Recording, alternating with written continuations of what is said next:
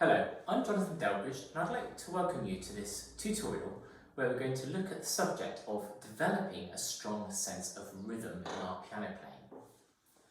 Firstly, I'd just like to share two quotes which emphasise the importance of rhythm. So Hans von Bülow, "In the beginning there was rhythm." And Igor Stravinsky, "There is music wherever there is rhythm, as there is life wherever there beats a pulse."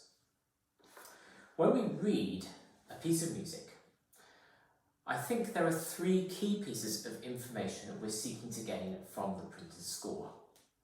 Firstly, the pitch of the note. We're going to read a note as C or G, etc., which octave it's in, so the pitch. Secondly, the length of the note. Is the note one count, half a count, three counts? In other words, that's the rhythm, the length of the notes. And then the third thing is how the note should sound. Should it be played loud or quietly?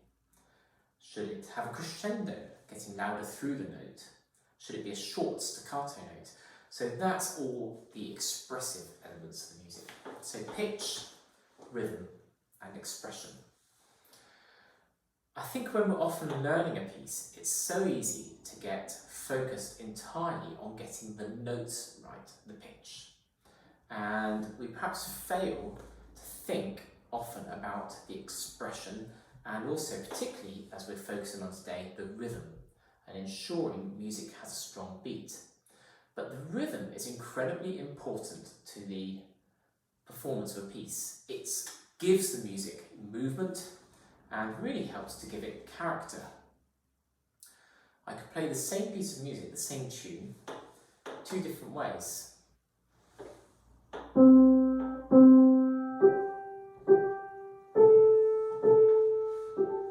Very slow and gentle, or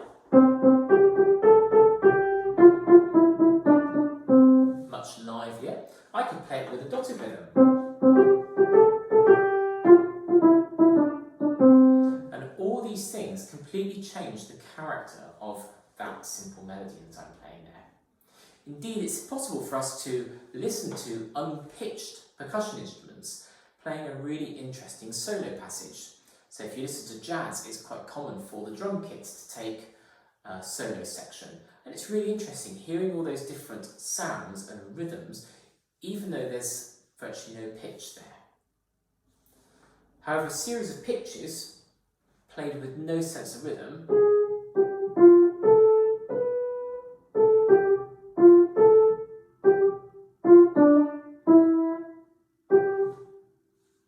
really struggles to make sense to the listener. Rhythm is built into all of us. We all have a heartbeat, a regular sense of breathing. And therefore you might think that rhythm in our playing will come very naturally. But often we get so focused on trying to play the notes correctly that we hesitate and we fail to keep that steady beat. Just one more exercise to show you the importance of playing with a strong beat. I'll play a melody with lots of note errors, but with a strong feeling of the beat.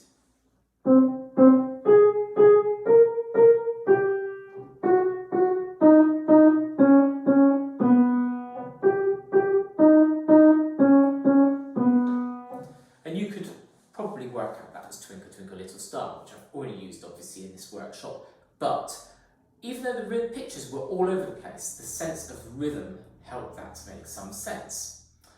Play another tune now with all the pitches correct, but no feeling of rhythm.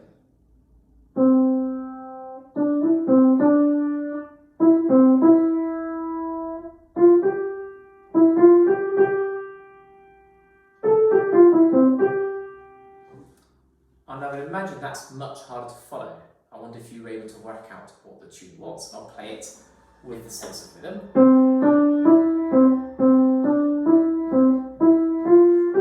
And I'm sure you recognise it. And Fermajaka. So, let's go through a few exercises that we can look at to develop a sense of pulse in music. And many of these we can include right from the beginning stages of learning an instrument. And obviously they will apply not just to piano but to other instruments as well. But it's useful, even if we're quite advanced in our piano playing, to revisit these. So first of all, clapping a beat with a piece of music. Now I'm going to play one-handed and do what I can with this, but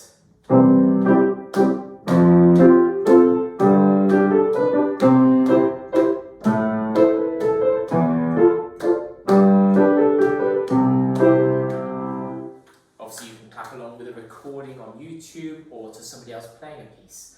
But that's a really good way of developing that sense of the beat.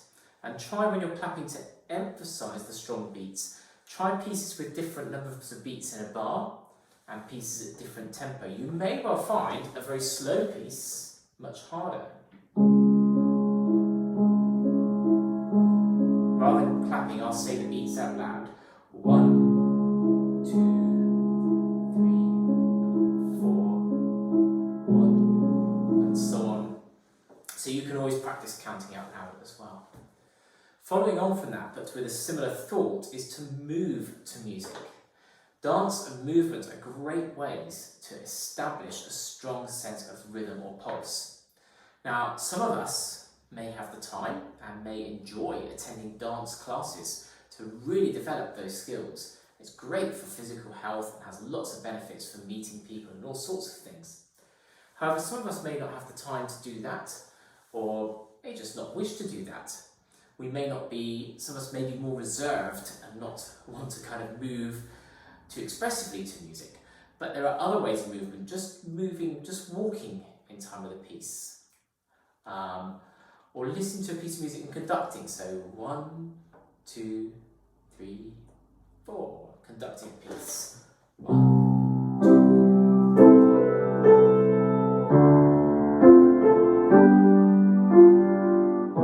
It's incorporating that rhythm.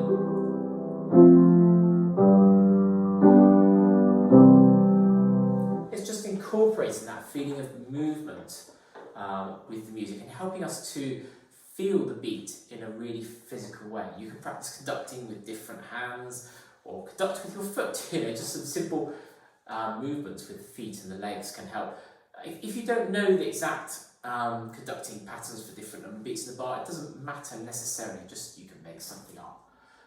The key thing when conducting is to aim for a strong downbeat. So 1, 2, so the other beats are smaller, 1. That's the key thing.